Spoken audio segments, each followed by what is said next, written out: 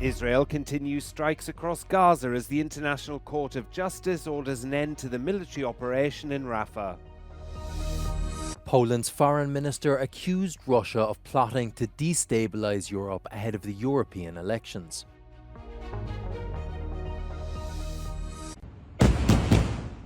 Fighting continues across Gaza as Israel continues its offensive against Hamas despite a ruling from the International Court of Justice that its military operation in Rafah must stop. The UN top court also ruled that the Rafah border crossing must be reopened for aid deliveries. But ICJ judges stopped short of ordering a full ceasefire throughout Gaza. The ruling was welcomed by Palestine's ambassador to the UN. But displaced Palestinians in Gaza expressed frustration with the ruling because of its focus on Rafah. More than 900,000 Palestinians have been displaced from the city in the last 2 weeks, with many having no access to food, water or shelter.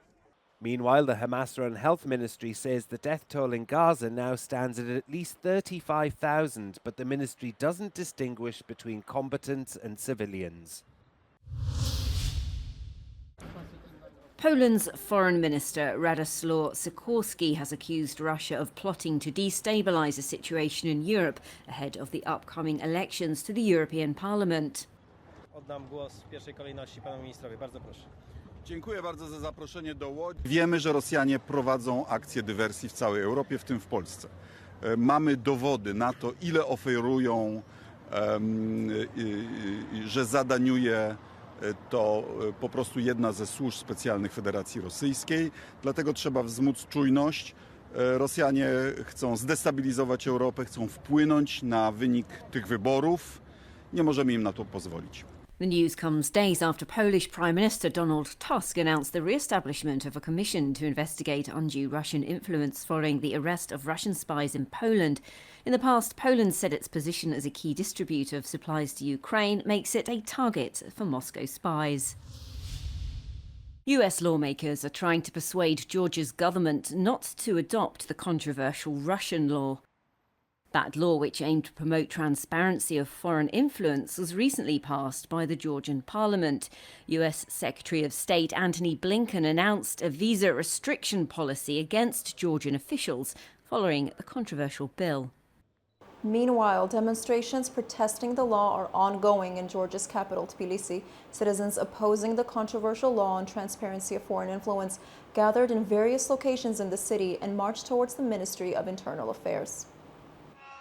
This is part of a continuous protest that has been taking place on a daily basis for over a month, ever since the law was reintroduced to the Georgian parliament. Acts threatening sanctions for Georgia's democratic backslide and a revision of US-Georgian relations are also on the table. In response, the ruling Georgian Dream Party accused the US of emotional blackmail.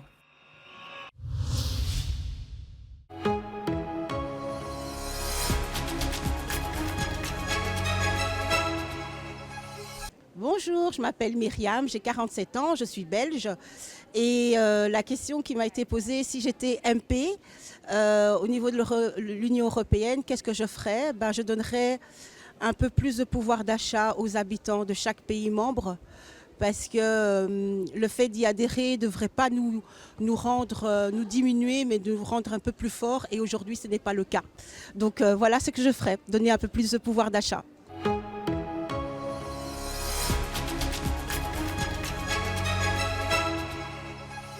I want the fiscal policy pursued in the European Union be more liberal, to let governments be bolder in making larger public investments. Otherwise, such countries as Latvia will remain as a backyard and will never achieve the economic level of the old European democracies.